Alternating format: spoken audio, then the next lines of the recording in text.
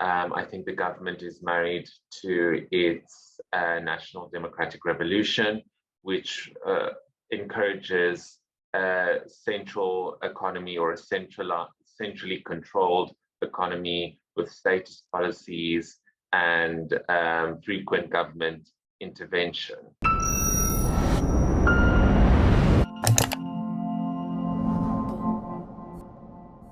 The South African business environment is highly regulated. Here to discuss how onerous regulations impact businesses and the economy is CRA analyst Gerbrandt van Heerden. Firstly, what does the South African regulatory environment currently look like? So South Africa has always been a difficult place to do business in because of our regulatory environment. Our government loves to regulate and legislate. And over the years, there have been a number of unnecessary legislation and regulations proposed and implemented that make it difficult for businesses to operate successfully in this country.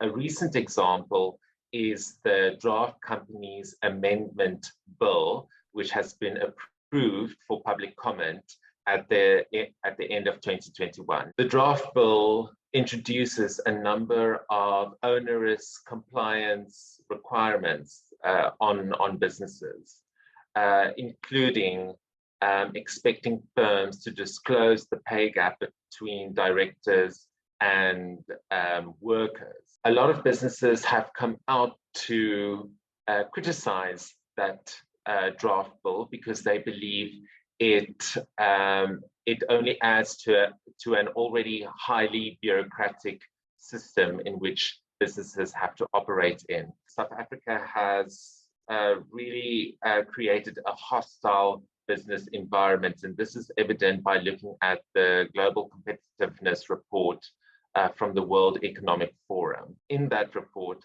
South Africa is ranked at 101 out of 141 countries in terms of regulatory burdens, and South Africa was also ranked 129th in terms of the time it takes to start a business. Enjoying this analysis? Click here to sign up for our 30-day free trial for more content from the CRA. Could you tell us a bit more about how these regulations are impacting businesses as well as the economy?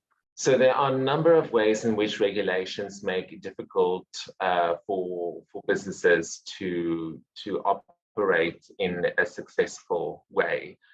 Firstly, it creates an environment in which monopolies dominate. It's usually your big firms with a lot of resources and a lot of funds that are able to absorb the impact of government regulation and red tape. Smaller businesses don't have those resources and funds, and therefore struggle to adapt to the requirements of onerous regulation. Too much regulation kills innovation.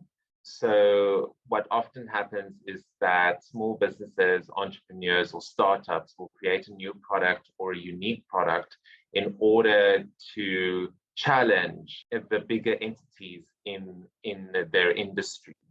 And then bigger entities or corporations have to innovate in order to remain competitive as well. So having an environment which is too heavily regulated will kill off small businesses, potential competitors, and in turn that will impact innovation or a country's ability to innovate. And then thirdly, overregulation often leads to time-consuming, bureaucratic and costly processes because business owners have to fill in and submit mountains of forms and documents. They sometimes have to fork out additional money to pay for fees and for unnecessary permits. So in that sense, too much regulation is harmful, especially for small business owners. So South African businesses clearly struggle from a highly regulatory burden, and we know on a number of occasions that the government has acknowledged this, yet very little is being done to rectify the situation. What do you think is the reasoning for this? How do we make sense of it? Firstly, I think the government is out of touch with what industry needs, which is more economic freedom. And secondly, I think there's a bit of an ideological element. I think the government is married to its National Democratic Revolution, which encourages a central economy or a centrally controlled economy with status policies and frequent government intervention. So I think that is what motivates the government to implement a lot of these regulations. I think that is a byproduct from that belief. But the government will have to change the situation pretty quickly, because if you make it difficult for businesses to operate, obviously that's going to lead to a lot of unemployment and therefore to a lot of political and social instability. Thank you, Gerbrandt. If you enjoyed this video, please give it a like. And if you haven't already, make sure to subscribe to the CRA YouTube channel.